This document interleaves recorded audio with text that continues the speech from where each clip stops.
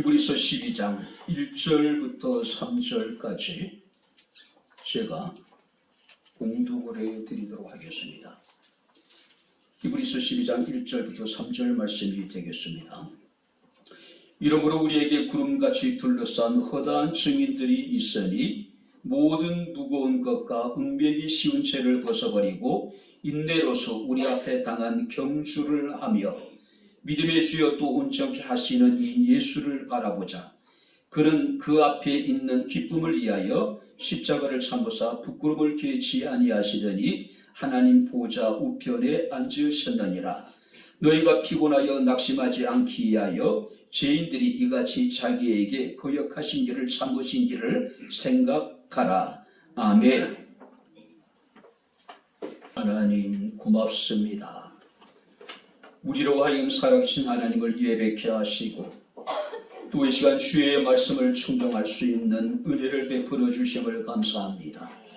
기록된 예언의 말씀을 읽고 듣고 지켜 행하는 자가 복이 있다 하셨으니 여호와의 이 시간 우리에게 복되게 하옵소서. 예수님 이름으로 기도하옵나이다. 아멘. 할렐루야. 자, 우리 옆에 있는 분들 하나님 우리와 함께 하십니다. 인사하겠습니다. 하나님 우리와 함께 하십니다. 할렐루야. 어려운 환경 속에서 호르몬이 어떤 헌신적인 보살인 끝에 교사가 된 딸이 첫 출근을 하기 전에 어머니에게 조심스럽게 지금까지 어머니가 나를 위해 평생 헌신하셨는데 오늘 내가 어머니 소원을 하나 들어드리고 싶은데 어머니 소원이 무엇이냐고 물었습니다. 근데 신실한 어떤 이제 크리스찬이었던 어머니가 나와 함께 이번 주부터 교회를 나가보는 것이 어떻겠느냐. 그것이 나의 소원이다. 자, 어머니의 소원을 들어주기 위해서 그는 출근하기 이제 전주에 드디어 교회에 처음으로 출석을 하게 됩니다. 근데 첫날 그가 교회에 들어갔을 때에 그의 눈에 비춰진 교인들의 모습은 세상 사람들과 별반 다르지 않았습니다. 예배 시간 내내 핸드폰을 보고 있는 사람들의 모습이 보여요.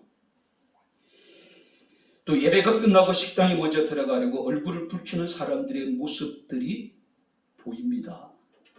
예배를 마치고 주차장에 나오면서 서로 양보하지 않으려고 크락션을 울리고 언성을 높이는 사람들의 모습도 보입니다. 딸의 입장에서는 당연히 실망할 수밖에 없었겠죠. 집에 돌아와서 씩씩거리면서 어머니에게 얘기합니다. 나 다음 주부터 교회 나가지 않을래요. 그러면서 이제 자신이 보았던 여러 가지 일들에 대해서 자세하게 어머니에게 설명을 합니다. 그때 어머니가 그런 얘기합니다. 나는 수십 년 동안 예배를 드리면서 오직 예수님만 바라보았는데 너는 그 짧은 시간 동안에 참 많은 것을 보았구나. 우리가 한 시간의 짧은 예배를 드리면서 우리가 온전히 주님께 집중하지 못하고 그 한 시간의 예배 시간에 참 많은 것을 보고 많은 것을 행하는 사람들이 얼마나 많은지 몰라요. 오직 살아계신 하나님만을 바라보게 되기를 주 이름으로 축원합니다. 할렐루야. 최소한 여러분들이 일주일에 한 시간 우리가 예배를 드리면서 우리가 하나님께 집중해야 되지 않을까요? 예배에 집중해야 되지 않을까요? 만약에 우리가 여러분들이 예배 시간에 하나님을 온전히 집중하지 못하다 보면 결국 사람을 보게 되고 사람 때문에 실망하게 되고 사람 때문에 시험에 들게 되고 사람 때문에 실족하게 되고 사람 때문에 뒤로 물러가 침륜에 빠지게 되겠죠. 멸망하게 되겠죠. 목사를 바라볼 것이 아니라 장로나 권사나 성가대원이나 안내위원들 누구도 바라볼 것이 아닙니다. 우리 주님만을 바라봐야 돼요. 괜히 여러분들이 옆에 핸드폰 조작거리는 사람, 핸드폰을 이렇게 조작하는 사람들의 모습을 보면 나만 마음 상하잖아요. 그죠? 또 여러분들이 기소만 하는 사람들을 자꾸 눈에 거슬게 쳐다보면 결국 나만 마음이 상해버리잖아요. 그죠? 다른 사람들을 바라볼 것이 아니라 최소한 오직 믿음의 주가 되시고 온전케 하시는 이인 주님만을 바라볼 수 있기를 주 이름으로 축원합니다. 자, 오늘 우리가 히브리서 기자가 이 히브리서를 쓸 당시에는 유대교에서 개종한 많은 그리스도인 중에서 그리스도에 대한 오해로 말미암아 다시 유대교로 돌아가려고 하는 무리들이 있었어요. 그리고 또 모진 여러분들이 핍박과 박해 앞에서 믿음이 흔들리는 성도들도 분명히 있었습니다. 자, 그래서 히브리서 기자는 그런 박해 상황 속에서 고통을 겪고 있는 성도들을 위해서 우리가 어떤 자세로 박해를 맞아야 될 것인가, 우리가 고통과 우리가 어떻게 신앙생활이 해야 될 것인가에 대해서 지금 공부하고 있는 내용입니다. 이것은 격려이고 이것은 히브리서 기자의 신앙의 고백이에요. 특별히 여러분들과 2절 말씀을 보시기 바랍니다. 믿음의 주여 또 온전케 하시는 이 예수를 바라보자. 한번 따라해 보시기 바랍니다. 예수를 바라보자. 자, 여기서 예수를 바라보자는 이야기는 계속해서 예수를 주목하라. 자, 여기서 어떤 목표점을 바라보라는 말이 아니라 우리의 시선이 예수께 완전히 고정되어 있어라는 이야기예요. 단지 우리가 이거 예배 시간뿐만 아니라 일상의 생활 속에서도 늘 우리의 시선이 하늘에 계신 주님만을 바라보라는 이야기입니다. 자, 그렇다면 우리가 바라봐야 될 예수는 어떤 분입니까? 성경 말씀을 보니까 믿음의 주여 또 온전케 하시는 이 예수라고 말씀을 하고 있습니다. 자, 세 번역에서는요, 우리의 믿음의 창시자요 완성자라고 여기에 번역을 하고 있습니다. 자, 그렇다면 예수님은 우리의 믿음의 시작이고 우리의 믿음의 끝이고 우리의 믿음의 보상이 되시는 분. 할렐루야. 믿음의 시작과 믿음의 끝, 그리고 그 믿음에 대해서 반드시 우리에게 보상하시는 분이라고 하는 사실이에요. 자, 그런데 우리가 예수를 바라봄에 있어서 우리가 반드시 제거해야 될 장애물이 있습니다. 성경 말씀 보니까 1절에 모든 무거운 것과 얽매이기 쉬운 죄를 벗어버리고 그리고 믿음의 주 온전케 하신 예수를 바라보자. 자, 여기서 무거운 것이라고 하는 것은 운동선수들이 경기를 하는데 방해가 되는 군살 같은 거 있죠. 살. 이런 것들을 제거해라. 자, 여기서 그래서 유진 피터슨 목사님의 메시지 성경을 보게 되면 영적으로 군살이 붙어서도 안 됩니다. 영적으로 군살이 우리 영혼에 붙어서는 안 된다는 이야기예요. 여러분들 우리가 현대 어떤 스포츠에서 보게 되면 기록 경기를 보면은요, 어찌됐든 간에 바람의 저항을 최소화하기 위해서 다양한 기능의 여러분들이 이렇게 그 옷들이 개발이 되고 있습니다. 신발도 마찬가지예요. 그죠?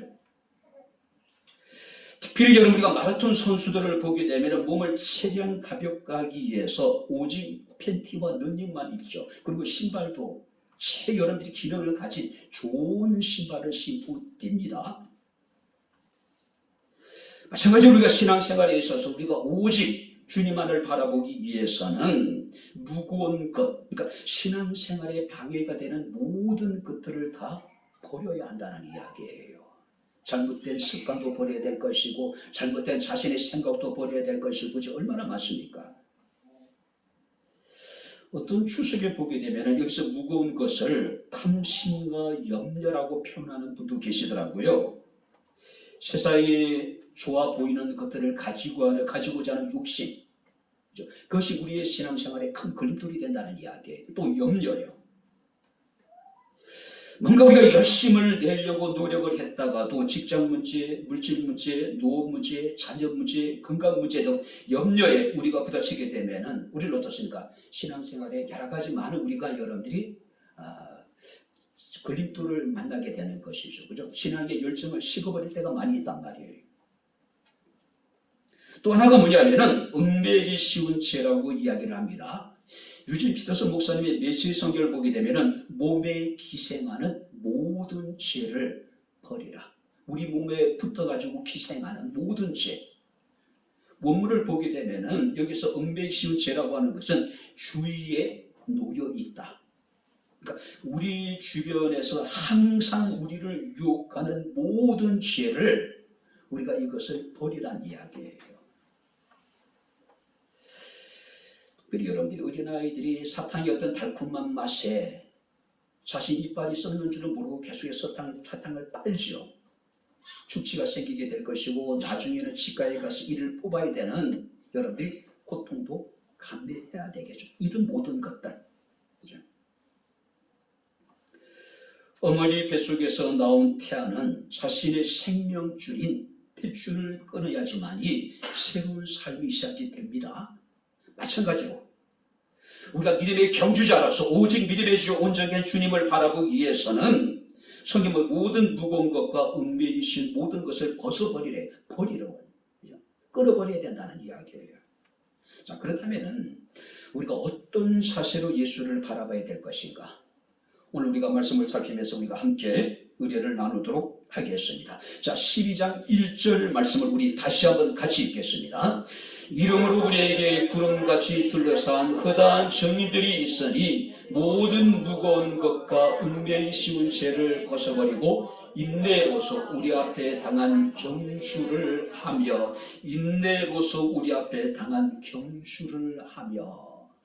신앙의 경주에 있어서 우리가 오직 주님을 바라봄에 있어서 가장 중요한 덕목이 뭐냐면은 인내예요. 특별히 1절 말씀을 보게 되면은 우리에게 이르기를 인내로서 우리 앞에 당한 경주를 하며, 자, 여기서 경주라고 하는 것은요, 고통이라는 뜻을 가지고 있는 헬라의 아곤이라고 하는 단어를 사용해요. 자, 여기서 말하는 경주는 단거리 경주가 아닙니다. 고통이 따르는 장거리 경주를 의미하고 있는 거예요. 장거리. 그렇죠? 단거리 경기는요, 눈 딱 감고 미친 듯이 달리면 끝나요. 그러나 장거리는 그렇지 않습니다. 엄청난 고통이 따르지요. 그죠? 때로는 죽고 싶을 만치 힘들게 느껴질 때도 있단 말이에요. 우리가 마라톤 경기를 보게 되면 42.19km를 달리죠. 자, 출발 선상에서 많은 관중들의 환호를 받습니다. 그러나 이 마라토너들은 이제 달리면서 심장이 때로는 터질 것 같고 다리는 후들거리고 몸은 극도의 어떤 피로를 느끼게 됩니다. 예전에 스페인 몬주이에서 금메달을 땄던 황영조 선수가 어느 방송에 나와서 그 얘기를 하더라고요. 감독과 함께 이제 그 연습을 하는데, 도로 이제 연습을 하는데 너무 고통스러워서 차가 달려오니까 그게 뛰어들어 죽고 싶은 충동을 느꼈다고 이야기하더라고요. 그런 충동이 한두 번이 아니었대요. 그런 엄청난 고통스러운 훈련의 과정을 통해서 그는 대한민국의 국민 영웅이 되어지게 되죠. 그죠? 올림픽의 여러분들이 마라톤에 금메달을 따게 됩니다. 자, 그런데 이런 마라톤도요, 2시간에서 3시간은 다 끝나요. 자, 여기서 말하고 있는 경주라고 하는 것은 그 정도의 여러분들이 경기를 말하는 것이 아닙니다. 우리가 여러분들이 달리게 될 그 경주라고 하는 것은 우리가 죽거나 예수님이 재림하시기 전까지는 끝나지 않는 경기예요. 죽어야 끝나는 경기이고 주님이 다시 오셔야지 끝나는 경기예요. 그러나 이건 단거리도 아닙니다. 마라톤의 여러분들이 장거리도 아니에요. 죽어야지 끝나는 경기, 주님이 다시 오셔야지 끝나는 경기란 이야기예요. 늘 반복되는 일상에 지치고 피곤할 때가 있죠. 시간이 지나면서 점차 신앙적인 감동도 희미해지기도 합니다. 웬만해서는 이제 감흥이 일어나지 않습니다. 세상의 유혹과 탐욕이 때로는 우리에게 있기도 하고 내 생각대로 일이 제대로 풀리지 않을 때도 있습니다. 사람들 때문에 때로는 상처를 주고받기도 합니다. 때로는 신앙생활에 대해서 해도 그만 안 해도 그만일 것 같은 생각이 들 때도 있어요. 아니, 오히려 신앙생활을 하면 할수록 내가 더 손해를 보는 것 같은 생각이 분명히 들 때도 있단 말이에요. 그런데 그 모든 우리에게 시험이 있을 때에 인내해야 되는 것이 신앙입니다. 자, 그러다 보니까 우리가 그리스도인이 된다는 것은 결코 쉬운 일이 아닌 것 같습니다. 자, 그래서 오늘 여러분 히브리서는 우리에게 이르기를 인내로서 우리 앞에 당한 경주를 하며, 인내로서. 어느 때보다 오늘 우리에게 필요한 것은 인내가 아닐까요? 일상의 바쁘고 분주함 중에서 우리가 주일날 아침에 일어나서 주님 앞에 나가 예배를 드리는 것이 참 곤욕스러울 때도 있어요. 우리가 무더위를 여러분들이 이제 당하면서도 그저 지치고 심신한 여러분들이 피곤이 쉬고 싶을 때가 있는데 그렇지 못할 때도 있잖아요. 야고보서 5장 11절 말씀을 우리에게 말씀하고 있습니다. 보라, 인내하는 자를 우리가 복되다 하나니 너희가 욥의 인내를 들었고 주께 주신 결말을 보았거니와 주는 가장 자비하시고 긍휼히 여기시는 이시니라. 우리가 어렵고 힘들 때 욥의 인내를 생각해 보래요. 욥의 인내의 결과를 생각해 보란 이야기예요. 그렇기 때문에 너희는 욥과 같이 어떤 환난 속에서도 어떤 고통 속에서도 너희가 인내하라는 이야기예요. 주께서 주신 그 결말을 생각해 보란 이야기예요. 하나님이 욥에게 복을 주십니다. 어떤 복입니까? 모년모을에 갑절의 복을 주셔요. 모든 것이 여러분들이 갑절의 복이에요. 우리가 세상에서는 여러분들이 인내한다고 반드시 성공한다는 보장이 없죠. 물론 인내하는 사람들이 성공의 확률이 인내하지 못한 사람보다 많은 것은 사실입니다. 그러나 인내가 성공을 보장해 주지는 않는단 말이에요. 자, 그런데 신앙생활의 인내라고 하는 것은 보장된 하나님의 은혜가 있습니다. 약속이 있어요. 자, 그래서 우리가 여러분들이 고린도전서 15장 58절 말씀을 보게 되면은 그러므로 내 사랑하는 형제들아 견실하게 흔들리지 말고 항상 주의 일에 더욱 힘쓰는 자들이 되라. 이는 너희 수고가 주 안에서 한번 따라해 보시기 바랍니다. 헛되지 않은 줄 알미라. 여러분들의 인내와 여러분들의 수고와 헌신과 희생이 결코 헛되지 않을 것이란 이야기예요. 신앙의 경주자에게 있어서 오직 주님만을 바라보는 사람들에게 있어서 인내라고 하는 것은 결과가 확실히 보장되어져 있다는 것이죠. 그런 자들의 인내에 대해서 하나님께서는 은혜를 베풀어 주시겠다는 이야기예요. 그래서 우리가 야고보서 1장 12절 말씀을 보게 되면은 시험을 참는 자가 복이 있나니 이런 시련을 견뎌낸 자가 주께서 자기를 사랑하는 자들에게 약속하신 생명의 면류관을 얻을 것이기 때문이다. 무슨 얘기일까요? 시련을 견디고 변함없이 우리 주 예수를 사랑하는 사람들에게 하나님께서는 생명의 면류관을 주시겠대요. 그죠? 그런데 이 면류관은요, 우리가 누구와 경쟁을 해서 받게 되는 상이 아니란 이야기예요. 그죠? 신앙의 경주를 함께한 모든 사람들이 하나님께 함께 받게 되는 복이 뭐냐면은 바로 이 생명의 면류관이라는 것이죠. 특별히 우리나라는 1등이 아니면은 금메달이 아니면은 제대로 우리가 평가를 받기 힘든 그런 여러분들이 생각들이 많이 가지고 있죠. 오직 1등만을 기억합니다. 그죠? 자, 외국 사람들은 은메달을 따도 감격하고 동메달을 따도 감격하고 4강에 들어가는 것만으로도 굉장히 감격하는데 우리는 오직 금메달이에요. 정말로 피땀 흘린 노력을 해서 그들이 동메달을 땄음에도 불구하고 그들은 오히려 마치 죄인이 된 것처럼 부끄러워하는 경우가 오늘 우리들의 모습이잖아요. 근데 여기서 하나님이 인내하는 자에게 주어지는 은혜라고 하는 것은 인내하는 자에게 주어지는 복이라고 하는 것은 누구와 경쟁해서 내가 얻게 되는 복이 아니라 우리가 함께 얻게 되는 복이라고, 함께 얻게 되는 면류관이라는 사실이에요. 그래서 사도 바울은 디모데후서 4장 7절 8절에 나는 선한 싸움 다 싸우고 나의 달려갈 길을 다 마치고 믿음을 지켰으니 이후로 나를 위하여 의의 면류관이 예비되었다라고 이야기합니다. 그리고 이르기를 내게만 아니라 주의 나타나심을 사모하는, 한번 따라해 보시기 바랍니다. 모든 자에게니라. 모든 자. 같은 믿음을 가지고 주님의 재림을 사모하는 모든 자들이 함께 받게 될 상이라는 이야기예요. 그죠? 이 땅에서 우리가 경주를 마치는 그날까지 오직 주님만을 바라볼 수 있는, 때로 어렵고 힘든 일이 있음에도 불구하고 끝까지 인내할 수 있는 저와 여러분들의 삶이 되어질 수 있기를 주 이름으로 축원합니다. 한 시간의 예배도 인내가 필요해요. 그죠? 일주일에 단 한 시간의 이 예배 시간에도 우리 예배가 온전한 예배가 되기 위해서는 엄청난 인내가 우리에게 요구되고 있어요. 인내하시게 되기를 주 이름으로 축원합니다. 할렐루야. 네. 조금만 더 힘을 내서 예배 드리는 겁니다. 2절 말씀을 보시기 바랍니다. 우리 같이 읽겠습니다.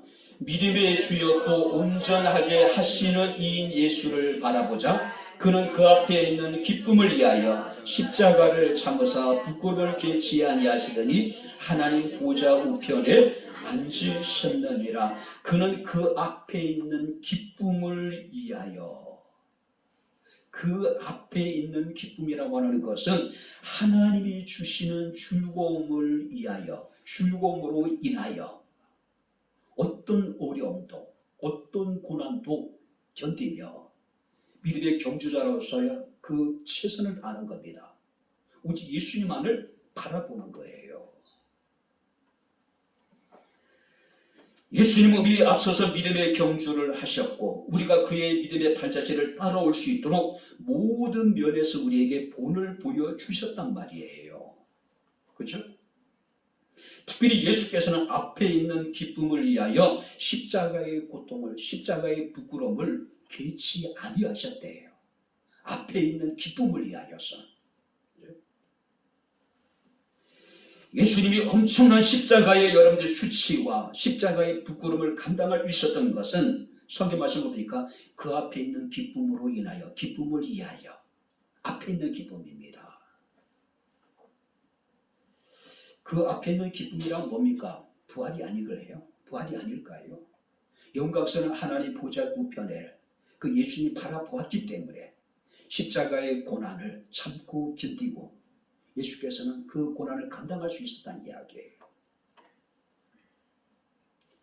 많은 사람들은 현실적인 문제 앞에 때로는 좌절하고 절망합니다. 그것이 전부인 것처럼. 그러나 정말로 지혜로운 사람들은 어떻습니까? 한 수가 아니라 두 수를 바라고 세 수 앞을 바라보는 겁니다. 그 앞에 놓인 더 아름다운 영광을 바라보는 거예요. 우리가 오직 믿음의 주 온전케 하신 예수를 바라보기 위해서는 많은 어려움도 있을 것이고 고난도 있을 것입니다. 우리 예수님이 그 앞에 있는 기쁨을 위하여서 그 십자가의 고난을 담당하셨듯이, 참으셨듯이 우리도 앞에 있는 그 기쁨을 위해서, 그 앞에 있는 그 즐거움을 위하여서 현재 어떤 어렵고 힘든 일이 있을지라도 주님을 사랑하고 오직 주님만을 바라볼 수 있는 저와 여러분들의 삶이 될 수 있기를 주 이름으로 축원합니다. 여러분들이 강한 농군악조 김용기 장로님, 한국 현대사에 있어서 거대한 거목이시죠. 기독교뿐만 아니라, 그죠? 평생을 여러분들이 농촌 부흥운동에 자신의 인생을 헌신하신 분이지요. 일평생 고무신만 신고 다녔습니다. 허름한 작업복만 입으셨어요. 그는 어떤 자리에 가서도 한 번도 넥타이를 차보지 않았다고 이야기합니다.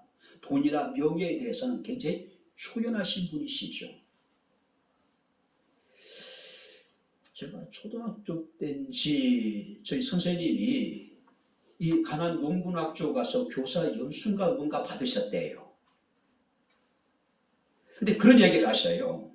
비누는 그때 지금 잠시 기억하지 못하는데 제가 기억하는 것은 화장지 3칸밖에 쓸 수 없었다. 화장지 3칸. 우리는 둘둘 말아가지고 그냥 그저 두툼하게 사용하잖아요. 근데 가나안 농군학교는 화장지 3칸만 사용하게 되어져 있었대요. 비누는 딱 2부만 무질하게 되어 있습니다. 딱 2부만 무질해요. 그리고 이제 제수를 해야 하는 겁니다. 치약은 3mm. 그 이상 짜서는 안 돼요. 김용기 장로님이 생존해 계시는 동안에 그 며느리나 딸들은 얼굴에 화장을 할 수가 없었대요. 왜 못하게 하셨을까요? 먹을 것도 없는 백성이 얼굴에 바를 것이 어디 있느냐. 그러니까 가나안 농군 학교의 공무원들이나 여러분들이 그 교사들이 또 기업체에서 연수를 가게 되면은 철저하게 가나안 농군 학교의 이 규칙을 따라야 돼요. 한국 사회에 끼친 영향력이 엄청납니다. 자, 근데 이제 가나안 농군학교 개척 당시에 이 김용기 장로님의 자녀들은 늘 이렇게 이제 배고픔을 느꼈다 그래요. 왜? 음식을 많이 먹지도 못하게 하니까. 그죠? 왜냐면 굶주린 국민들이 얼마나 많은데 우리가 배불리 먹어야 되겠느냐는 이야기죠. 근데 하루는요, 다른 지역에 이제 그 사람들이 상이 나서 이제 아마 이게 가나안 농군학교 주변에 있는 이제 그 산을 이렇게 사서 이제 이렇게 그 안장을 하게 됐나 봐요. 근데 옛날 지금이나 마찬가지입니다. 동네 사람들의 텃세가 너무너무 심한 거예요.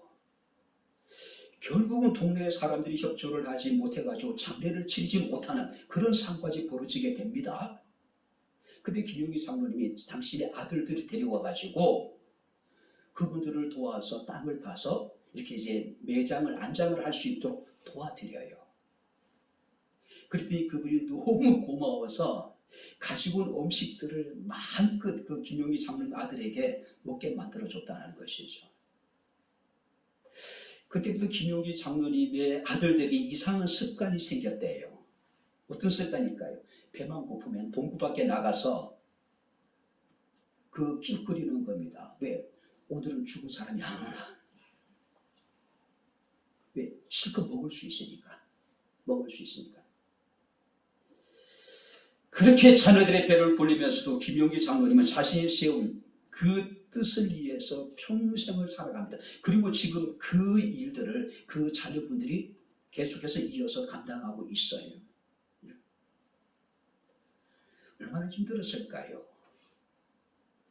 그 막사이 상이라고 하는 이제 농촌 계몽운동에 엄청난 헌신을 했기 때문에 큰 상을 받기도 합니다. 얼마든지 평안하고 여러분들이 안정된 삶을 살 수가 있었어요. 그래도 불구하고 그는 조국의 미래를 더 생각한 거예요. 조국이 겪고 있는 여러 가지 어떤 어려움을 먼저 생각하는 겁니다. 앞에 있는 기쁨과 즐거움을 위하여서. 그죠? 그래서 김용기라고 하는 분은 모든 사람들에게 장로로 사람들에게 불리어졌어요. 박정희 대통령이 대통령 취임하기 전에 쿠데타를 일으키고 난 다음에 새마을운동에 대한 구상이 있었던 것 같아요. 김용기 장로님을 이제 가나안 농군학교로 찾아갔다 그래. 그곳에 새마을운동에 대해서 이렇게 설명을 했다고 이야기를 해요. 근데 식사 시간이 되었는데 가나안 농군학교에서 여러분들이 그 제공하는 음식을 먹게 된다. 굉장히 초라한 시장기가 있어졌던지 박정희 대통령이 이제 숟가락을 들어서 밥을 한 숟가락 이렇게 바로 이제 드셨다 그래요. 그랬더니 김용기 장로님이 여기는 여기에 법이 있습니다. 여기는 반드시 기도하고 식사를 하셔야 됩니다. 그렇게 기도를 하셨대요. 박정희 대통령이 입에 한 숟갈 밥을 넣고 뱉지도 못하고 삼키지도 못하고 우스갯소리로 누가 그 얘기하더라고요. 기도가 얼마나 길었던지 이 밥알이 나중에 이제 단물을 낼 정도로 그렇게 기도하셨대요. 그러니까 모든 사람에게 그는 장로로 불리우신 사람인 거예요. 단순히 인내라고 하는 것은 그냥 참는 것이 아닙니다. 앞에 있는 즐거움을 인하여 참는 겁니다. 견디는 거예요. 오늘 살아오는 성도는 주님께서는 그 앞에 있는 기쁨을 위하여서 앞에 있는 죽음을 위해서 십자가의 고통까지도 참으셨습니다. 온갖 십자가의 여러분들이 수치와 여러분들이 그 부끄러움을 개치 아니하셨다고 성경에 말씀하고 있습니다. 어떤 어려움이 있을지라도 앞에 있는 기쁨과 즐거움을 위하여서 변함없이 주님을 사랑하고 주님만을 바라볼 수 있는 저와 여러분들의 삶이 될 수 있기를 주의 이름으로 축원합니다. 자, 마지막으로 세 번째 보시기 바랍니다. 3절을 같이 읽겠습니다. 너희가 피곤하여 낙심하지 않기 위하여 죄인들이 이같이 자기에게 거역한 일을 참으신 일을 생각하라. 너희가 피곤하여 낙심하지 않기 위하여 죄인들이 이같이 자기의 거역하신 일을 참으시니 예수님을 생각하래요. 그리고 너희는 낙심하지 말아라. 낙심하지 말아라. 오늘 역시 낙심한다라고 의미 속에는요, 맥이 풀리다, 지치다라고 하는 뜻을 가지고 있습니다. 자, 경주자들은 마지막 결승점까지 도착하기까지는 결코 포기해서는 안 되겠죠. 낙심해서는 안 된다는 이야기예요. 제가 응원하는 프로야구팀이 있습니다. 와, 4월 5월달 너무 잘하더라고요. 야, 늘 봄에만 잘한다라고 하는, 그래서 사람들에게 비아냥 그리는 이름을 가지고 이제 뭐 봄때, 그러니까 롯데란 팀 봄에만 잘하기 때문에 봄때라고 이름이 붙어 있었어요. 그리고 이제 더워지면 그때보다 성격이 늘 곤두박질 치고, 와, 근데 4월 5월 너무 잘하는 거예요. 그래 잔뜩 기대를 가졌습니다. 6월 되면서부터 이제 곤두박질 치기 시작하는 겁니다. 이제 꼴등을 향해서 달려가더라고요. 탑대에서 1등에서 지금 꼴등을 향해 지금 달려가고 있어요. 정말로 잘하는 팀들을 보면 어떻습니까? 마지막까지 포기하지 않아요. 근데 제가 응원하는 팀을 보게 되면은 어느 정도 경기가 기울어졌다 싶으면은요, 그냥 와르르 무너지더라고요. 와, 이렇게 쉽게 경기가 무너지는 그런 팀은 참 보기 힘들 정도로. 최근은 아예 보지도 않습니다. 잘 안 봐요. 그리고 이제 인터넷으로 나중에 결과만 봅니다. 역시나 오늘도 늘 팬들은 그럽니다. 선수들이 포기하지 않으면 우리도 포기하지 않는다. 하나님도 마찬가지 아닐까요? 너희가 낙심하지 않고 너희가 포기하지 않으면 나도 너희 돼서 포기하지 않을 것이라고요. 그죠? 과학자들이 물통에 여러 마리의 쥐를 넣은 후에 뚜껑을 닫았습니다. 완전히 빛을 차단했어요. 자, 물통 속의 쥐들은 평균 3분 정도 해본 체험을 치다가 그냥 포기하고 그냥 죽어버리더래요. 또 다른 시험에서는 똑같은 물통 속에서도 많은 쥐들을 집어넣고 통 속에 어떤 희미한 작은 빛을 비춰주었대요. 그랬더니 그 통 속에 있는 쥐들은 평균 36시간 동안을 계속해서 헤엄을 치면서 살아남기 위해서 여러분들이 애를 쓰더라는 것이죠. 완전히 어둠 속에 갇힌 쥐는 3분 만에 포기해버리고 작은 신락 같은 빛을 비춰준 그 통 속에 있는 쥐들은 36시간을 3일을 견디더래요. 750배의 차이예요. 그죠? 오늘 여러분들이 우리가 지도로 한 줄기의 그 빛에 희망을 건 겁니다. 살 수 있다라고 하는 여러분들이 가능성을 찾은 거예요. 그러니까 3일 동안을 물속에서 발굴동을 치는 겁니다. 그러나 빛이 없는 여러분들 어둠 속에 있는 쥐들은 3분 만에 다 빠져 죽어버리다는 거죠. 덴마크 철학자였던 키에르 케고르는 그런 얘기합니다. 인간에게 절망은 죽음에 이르는 병이라고 이야기를 합니다. 이 병으로부터 치유되는 것이 기독교의 행복이라고 이야기를 해요. 절망에 이르는 병을 고치는 방법은 단 하나라는 거죠. 기독교의 행복의 여러분들이 기독교의 행복이라고요. 기독교만이 바로 이 절망이라는 병을 치유할 수 있다는 것이죠. 하찮은 여러분들이 지도 희미한 빛의 소망을 갖는데 우리들은 너무 쉽게 포기하는 것이 아닌지 모르겠습니다. 시편 42편 11절에 시인은 노래합니다. 내 영혼아 내가 어찌하여 낙심하며 어찌하여 내 속에서 불안해하는가라고 이야기를 합니다. 너는 하나님께 소망을 두라고 이야기를 합니다. 나는 그가 나타나 도우심으로 말미암아 내 하나님을 한번 따라해보시면 여전히 찬송하리로다. 낙심되고 불안한 상황 속에서도 하나님을 여전히 찬송하겠다는 이야기예요. 절망하지 않겠다는 이야기예요. 역대 15장 7절 말씀을 보게 되면 아사가 대대적인 유다의 종교개혁을 단행을 해요. 근데 여러분들이 기득권 세력이라는 게 존재하잖아요. 엄청난 정에 부딪힙니다. 그 가운데 하나가 뭐냐면은 그의 어머니 마가라고 하는 여인이 누구보다도 우상 숭배의 열심이었어요. 여러분들이 개혁이라고 하는 것은 읍참마숙의 심정으로 해야 돼요.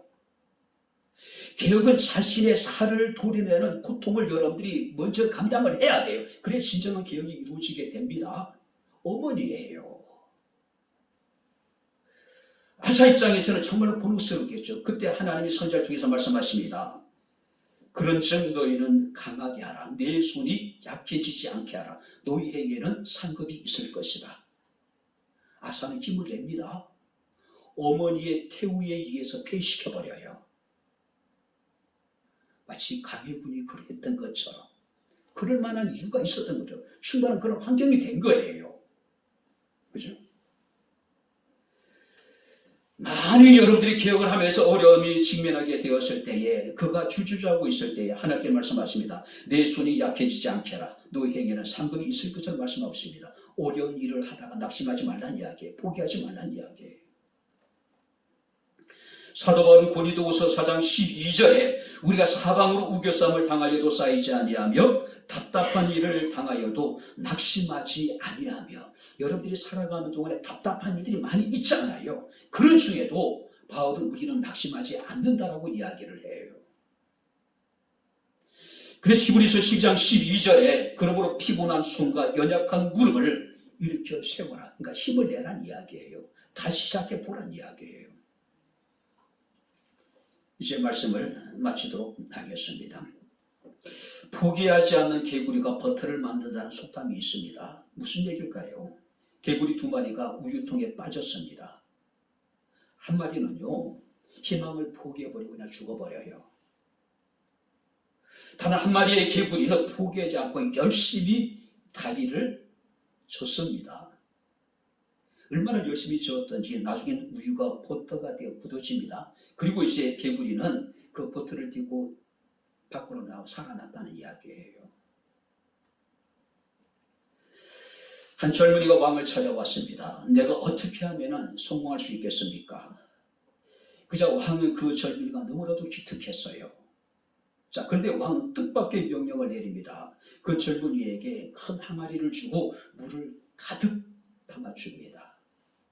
이 항아리를 가지고 성을 한 바퀴 4개로 돌고 돌아오라고 이야기를 합니다. 그리고 옆에 있는 군인에게 불같은 명령을 내립니다.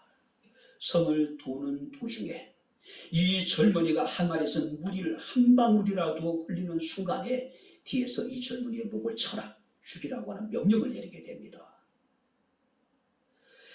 물이 가득 담긴 항아리를 들고 이 청년은요, 왕의 명령을 따라야 되잖아요. 온 신경을 집중합니다. 정말로 조심해서 정말로 그 성을 한 바퀴 돌아요. 늦은 시간에 그가 왕 앞에 다시 돌아오게 됩니다. 왕이 그에게 물었습니다. 성을 돌면서 너는 무엇을 보았느냐? 청년이 뭐라고 얘기할까요? 항아리 속에 물밖에 본 것이 없잖아요. 한 방울이라도 튀면은 지금 옆에 뒤에서 군인이 칼을 들고 자기 목을 치려고 지금 기다리고 있는데 항아리만 보고 걷다 보니 아무것도 보지 못했습니다. 그때 왕이 이야기합니다. 이렇게 살아라. 우리에게 참 소망, 우리가 살아가야 될 진정한 이유는 오직 예수 그리스도입니다. 할렐루야. 예수 그리스도가 하나님의 비밀이고 하나님의 능력입니다. 그래서 히브리서 기자는 믿음의 주요 온전케 하시는 예수님을 바라보라고 말씀하고 있습니다. 1절 말씀을 보시기 바랍니다. 우리 앞에 구름같이 허다한 증인들이 있대요. 그 증인들이 누굽니까? 11장에 기록되어져 있는 수많은 믿음의 조상들, 믿음의 선진들이 우리를 지금 위에서 응원하고 있대요. 낙심하지 아니하고 인내하고 앞에 있는 그 즐거움과 앞에 있는 그 기쁨을 위하여서 우리가 참고 견디며 예수를 바라보라고 말씀하고 있습니다. 끝까지 변함없이 주님을 사랑하시고 끝까지 우리 주님만을 바라볼 수 있는 저와 여러분들의 삶이 되어줄 수 있기를 주님 이름으로 축원합니다. 기도하겠습니다. 좋으신 아버지 하나님, 하나님의 은혜와 사랑을 진심으로 감사합니다. 생기를 잡은 자가 뒤를 돌아보는 것이 하나님의 나라에 합당치 않다고 하신 주님, 너희는 좌로 우로 치우치지 말라 말씀하신 주님, 오직 우리가 일평생에 오직 하나님께 소망을 두고 믿음의 주 온전케 하시는 이 주님만을 바라보게 하옵소서. 인내하게 하시고 앞에 있는 기쁨을 생각하면서 주님만을 바라보게 하시고 어떤 상황에 낙심하지 아니하며 주님만을 바라보게 하옵소서. 예수님의 이름으로 기도하옵나이다. 아멘. 이제는 우리 주 예수 그리스도의 은혜와 하나님의 크신 사랑과 성령님의 교통 교제의 제 충만 역사 인도하심이 오직 일평생 믿음의 주여 온전케 하시는 이인 주를 바라보기를 원하는 주의 사랑하는 모든 성도들 머리머리 이에 저들의 가정과 직장과 사업장과 이 교회와 이 나라 이 민족 이에 지금부터 영원토록 함께 있을지어다. 아멘.